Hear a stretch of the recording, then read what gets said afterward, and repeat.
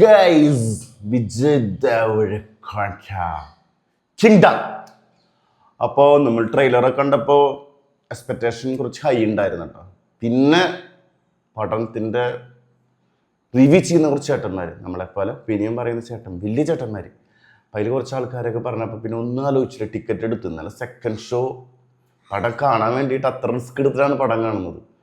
പക്ഷെ ചേട്ടന്മാരൊക്കെ പറഞ്ഞ് കണ്ടിരിക്കാൻ കുഴപ്പമില്ല, ഭയങ്കര എക്സ്പെക്റ്റേഷൻ കാര്യങ്ങളൊക്കെ തന്നിട്ടാണ് ഞാൻ പടത്തിന് പോകുന്നത്.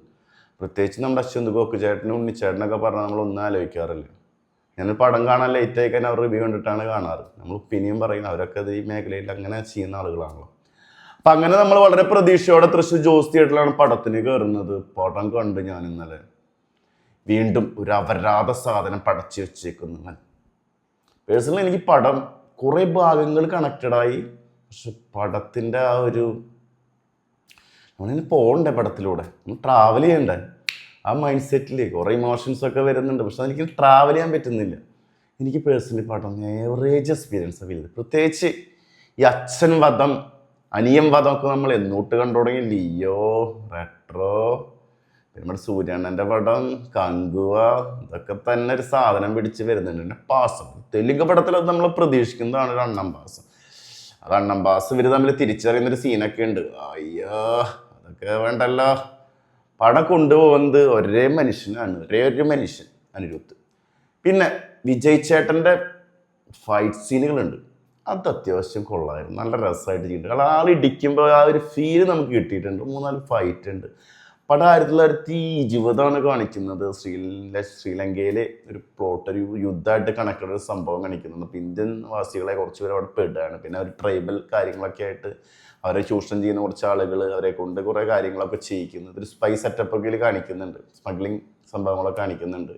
പിന്നെ പടം നേരെ 91 വന്നു, ഹൈദരാബാദിലെത്തിയ പടം. പിന്നെ അവിടെ നിന്ന് അങ്ങോട്ട് ഈ ആളുകൾ നല്ല ദുരിതങ്ങളും കാര്യങ്ങളൊക്കെ കാണിക്കുന്നു. അവിടെ നമ്മൾ ഒന്നനെ തേടി പോകുന്ന നമ്മുടെ നായകൻ സൂരി ശിവയെ തേടി പോവാണ്.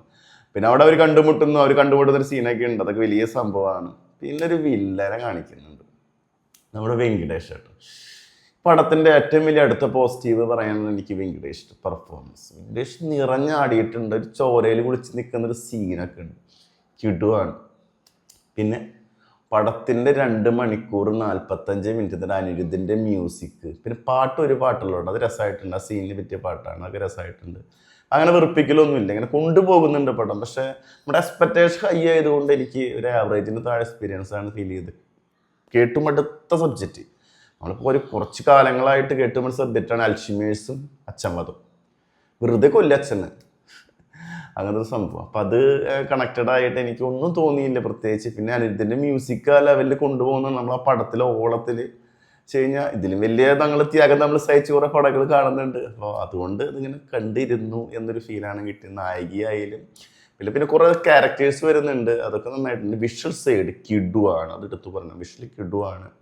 ആ കാലഘട്ടം കൊണ്ടുവന്ന രീതിയൊക്കെ വേറെ ലെവലാണ്, അതൊക്കെ എടുത്തു പറയേണ്ട രീതിയാണ്. മ്യൂസിക് അനിരുദ്ധ്, വെങ്കടേഷ്. പിന്നെ വിജയ് ദേവരക്കൊണ്ട കുറച്ച് കാലങ്ങൾക്ക് ശേഷം ചെയ്യുന്ന കുറേ അപരാധങ്ങൾക്കിടയിൽ കിട്ടിയിട്ട് ഹിറ്റ് എന്നൊക്കെ പറഞ്ഞ് ഗംഭീര ബോക്സ് ഓഫീസ് കളക്ഷനൊക്കെ സംഭവം നേടുന്നുണ്ട്. അവന്മാർക്ക് ഓക്കെയാണ്. നമുക്കിത് കുറേ കണ്ട് ഇങ്ങനെയാക്കി. അനിരുദ്ധ എന്നൊരു ഘടകം കൂടി ഇല്ലായിരുന്നെങ്കിൽ ഈ ഘടകം വളരെ ശോക ഘടകമായി മാറിയാണ്. പിന്നെ ഫൈറ്റ് സീനൊക്കെ സെറ്റായിരുന്നു. ടോട്ടലി ഒരു തിയേറ്ററിൽ എക്സ്പീരിയൻസ് ചെയ്ത കണ്ടിരിക്കുക എന്ന ഒരു പടം, അതിൽ കൂടുതലൊന്നും എനിക്ക് പറയാനില്ല. ഒരു ഏവറേജിന് താഴെ നിൽക്കുന്ന, വലിയ എക്സ്പെക്റ്റേഷനൊന്നും ഇല്ലാണ്ട് പോയി കഴിഞ്ഞ്, ഇവർക്ക് വാക്ക് തള്ളു കേട്ടിട്ട് പോകാണ്ട് വലിയ എക്സ്പെക്റ്റേഷനൊന്നും ഇല്ലാണ്ട് പോയി കണ്ടു കഴിഞ്ഞാൽ ഇങ്ങനെ ഇരുന്ന് കണ്ട് ഒരു ആവറേജിന് താഴെ നിൽക്കുന്നൊരു പടം, അത്ര എനിക്ക് ഫീൽ ചെയ്യാറുള്ളൂ. പിന്നെ ഡയറക്ടറൊക്കെ എക്സ്പെക്റ്റേഷൻ നമുക്ക് ഹൈ ആയിരുന്നു. നമ്മുടെ ഗൗതം ചേട്ടൻ നമ്മൾ ചതിക്കില്ലെന്നൊക്കെ വിചാരിച്ച് ജെസി പോലത്തെ പടങ്ങളൊക്കെ നമ്മൾ കണ്ടിട്ടുള്ളതാണ്. അപ്പോൾ ഓക്കെ, എനിവേ പടം അവിടെ കൊമേഴ്സ്യലി ഭയങ്കര വിജയമാണ്, നമ്മുടെ പേഴ്സണൽ ഒപ്പീനിയനാണ്. നിങ്ങൾ കണ്ടിട്ട് നിങ്ങളുടെ അഭിപ്രായങ്ങളും കാര്യങ്ങളൊക്കെ കമൻറ്റ് ബോക്സിൽ അറിയിക്കുക, ഷെയർ ചെയ്യുക. സിനിമ പലർക്കും പല അഭിപ്രായങ്ങളും പല രീതിയാവും, പല മൂഡിലാവും നമ്മൾ പടം കാണുന്നുണ്ടാവുക. അപ്പോൾ അതൊക്കെ വ്യത്യാസങ്ങളുണ്ടാവും. അപ്പോൾ ഞാനും ഇന്നലെ സത്യം പറഞ്ഞു കഴിഞ്ഞാൽ പടം കാണാൻ വേണ്ടി കുറേ ആഗ്രഹിച്ചിട്ട് ഓടിക്കതച്ചെത്തി കണ്ടതാണ്. പക്ഷെ എനിക്ക് പേഴ്സണലി ഈ ഒരു എക്സ്പീരിയൻസാണ് തിയേറ്ററിലായാലും ശരി വളരെ മോശം റെസ്പോൺസാണ് നമുക്ക് കിട്ടിയത്. എനിവേ നല്ല തിയേറ്റർ എക്സ്പീരിയൻസ് കിട്ടിയൊരു പടം കൂടി, അത് എടുത്ത് പറയണം. ഓക്കെ, ഒരുപാട് പോസിറ്റീവ് സൈഡ് ഉണ്ട് പടത്തിൽ, ഇല്ലയെന്ന് പറയുന്നില്ല.